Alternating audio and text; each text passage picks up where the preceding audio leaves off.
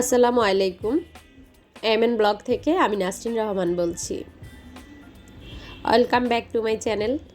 কেমন আছেন সবাই? আলহামদুলিল্লাহ, আমি আমার পরিবার নিয়ে ভালো আছি।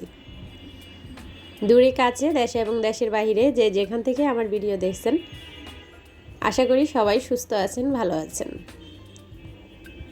আজকে ভিডিওতে সুন্দর একটি ডিআইওয়াই রেখেছি। আশা করি আমার যে আপুরা আমার ডিআইওয়াইগুলো পছন্দ করেন তাদের আজকের ভিডিও ভালো লাগবে। তো আসলে শীতের সকাল, নাস্তা খেতে খেতে রান্না করতে করতে বেলা চলে যায়, সেভাবে গুছিয়ে ভিডিও করতে পারি না। যতটুকু ভিডিও করি আপনাদের সঙ্গে শেয়ার করি। তো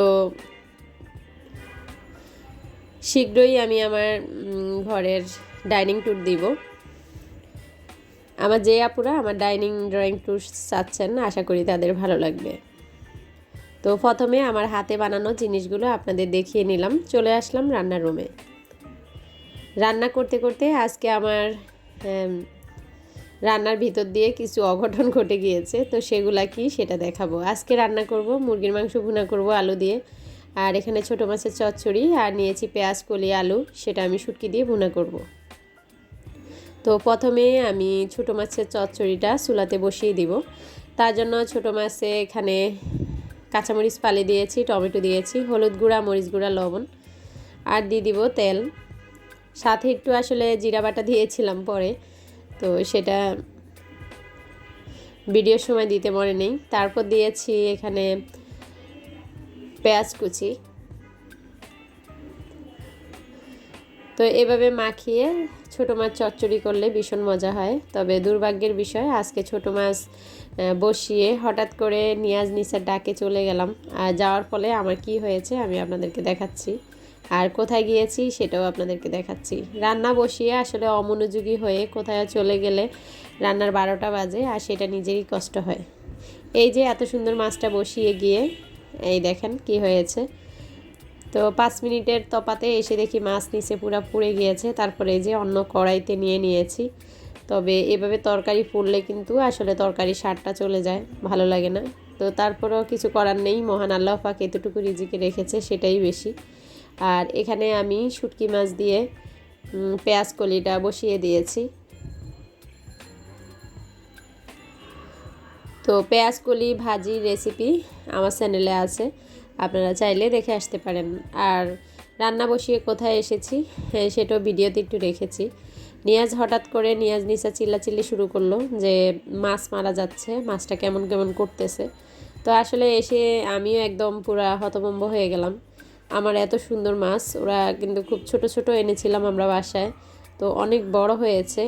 কিন্তু মাছটা আসলে কালকেও আমাদের খাবার দেওয়া হয়নি। আর পরশু যখন খাবার দিয়েছিলাম তখন আমি খাবার দিয়েছিলাম, প্লাস নিয়াজও খাবার দিয়েছিল। তো আমার কেন জানি মনে হচ্ছে হয়তো বাড়তি খাবার ওই দিন খেয়েছিল, কালকে আবার খাবার খাইনি। তো হয়তো সেসব কোনো কারণে এমন হয়েছে, তাহলে হবার কথা নয়। আর উপরে যে ঢাকনাটা সেটা নষ্ট হবে বলে আমি পলিথিন দিয়ে মুড়িয়ে দিয়েছিলাম, সেটাও দেখলাম আজকে নিচে পড়ে আছে। তো হয়তো পলিথিনও খেয়ে ফেলেছে। তো যাই হোক, আল্লাহ পাক যা করে ভালোর জন্য করে, এটাই সান্ত্বনা। এই যে মাছটা অবশেষে মারাই গিয়েছে। আরেকটার অবস্থা দেখলাম বেশি একটা ভালো না, আর দুইটা পুরোপুরি সুস্থ আছে।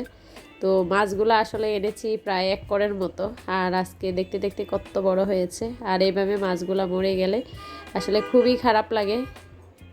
তো মাছকে সেখানে রেখে আসলাম বারান্দায় কাপড় দেওয়ার জন্য। আমার কাপড় লেগে দেখেন আরেকটা দুর্ঘটনা, সেটা হয়েছে আবার ক্যাপসিকামের সাথে টান লেগে এই ক্যাপসিকামটা পড়ে গিয়েছে। তো সেটা দেখে আসলে আরও খারাপ লাগলো। একদিকে মাছ পাড়া গেল, এদিকে ক্যাপসিকামটাও পড়ে গেল। তো এই গাছে 2টা ক্যাপসিকাম হয়েছিল, আমি দেখে খুব খুশি হয়েছি। আর আরও বের হয়েছে, কিন্তু এগুলো একটু বড় হয়েছিল। ছাদের উপরগুলো তো দেখিয়েছি আপনাদেরকে, মোটামুটি ভালোই বড় হয়েছে। কিন্তু যখন পড়ে গিয়েছে তখন আমার কলিজাটাই ছিঁড়ে গিয়েছে, মানে আমার এত কষ্ট লেগেছে আসলে। তো কিছু করার নেই, জোড়া দেওয়ার ক্ষমতা তো নেই, হ্যাঁ শুধু দেখেই যাব। তো এখানে এসেছি ডিআইওয়াই করার জন্য। আজকে ডিআইওয়াই করব পুরনো এক্সট্রা বক্স দিয়ে। তো এই বক্সটা একটু সাজুগুজু করিয়ে দিব, হ্যাঁ দেখতে ভালো লাগবে। তো এটাতে কি রাখবো পরে আপনাদেরকে দেখাবো। এখন আমি বক্সটা সাজানোর জন্য নিয়ে নিয়েছি এখানে শর্ট, তারপর নিয়ে নিয়েছি লেস, আর নিয়েছি পাটের সুতলি। তো কিভাবে কি করতেছি আপনাদেরকে দেখাচ্ছি। এখন আমি পুরা বক্সটাতে এভাবে চটটা কাভার করে নিব। তো এটা অবশ্যই হট গ্লু গান দিয়ে করতে হবে। তো আমি হট গ্লু গান দিয়ে লাগিয়ে নিব। আমাদের ঘরে অনেক কিছু পড়ে থাকে আসলে, তো আমরা যদি একটু বুদ্ধি খাটিয়ে সময় নিয়ে বসে বসে এই কাজগুলো করে নিই তাহলে আসলে সব জিনিসই আসলে সুন্দর হয়, দেখতে ভালো লাগে। তো অনেকেই আসলে এটাকে ভেজাল মনে করেন, কিন্তু যখন আসলে আপনারা করতে বসবেন দেখবেন খুব সহজভাবে করে নিতে পারবেন। তো এই তো আমার পুরোপুরি কাভার করা হয়ে গিয়েছে। এখন নিচের অংশ আমি একটু গোল করে কেটে সেটাও লাগিয়ে নিয়েছি। আর উপরে যে অংশটা সেটাতে আমি একটু লেস লাগিয়ে দিচ্ছি। তো লেস লাগালে হয় কি জিনিসটা সৌন্দর্য আরও বাড়ে।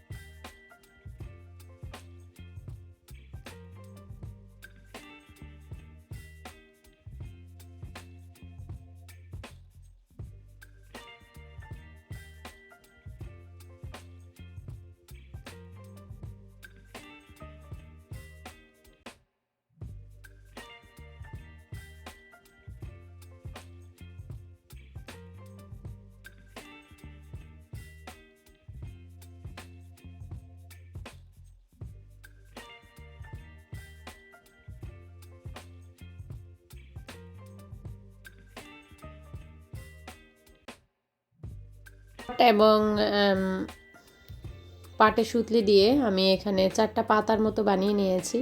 তো এখন 4টা পাতা একসাথে জুড়ে দিলেই একটা ফুলের মতো হয়ে যাবে। তো সেটাও আমি হট গ্লু গান দিয়ে লাগিয়ে নিচ্ছি। আসলে এইসব কাজ করতে হট গ্লু গানই বেশি ভালো। তো অন্যান্য আঠাও আপনারা ইউজ করতে পারেন, তবে হট গ্লু গানটা খুব সহজে এটা আটকিয়ে যায়। হয়ে গেল আমার সুন্দর বক্সটা রেডি করা। তো ভিতরের অংশে চাইলে এরকম চটটা দিয়ে দেওয়া যায়, তো আজকে আর দিচ্ছি না, পরে হয়তো চট দিয়ে দিব ভিতরের অংশেও।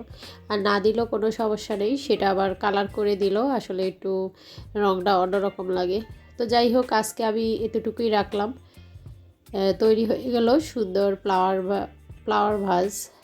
তো এটাতে ইচ্ছা করলে আমরা যে কোনো জিনিস ঢুকিয়ে এভাবে রাখতে পারি। আবার এটা দেখা যায় যে প্লাস্টিকের মানে আর্টিফিশিয়ালি কোনো ফুল দিলেও সেটা খারাপ লাগবে না, ভালোই লাগবে। আর বক্সটা দেখেন, সাধারণ একটা বক্স কত সুন্দর হয়েছে। তো এখন আমি আর্টিফিশিয়ালি একটা ফুল রেখে আপনাদেরকে দেখাচ্ছি।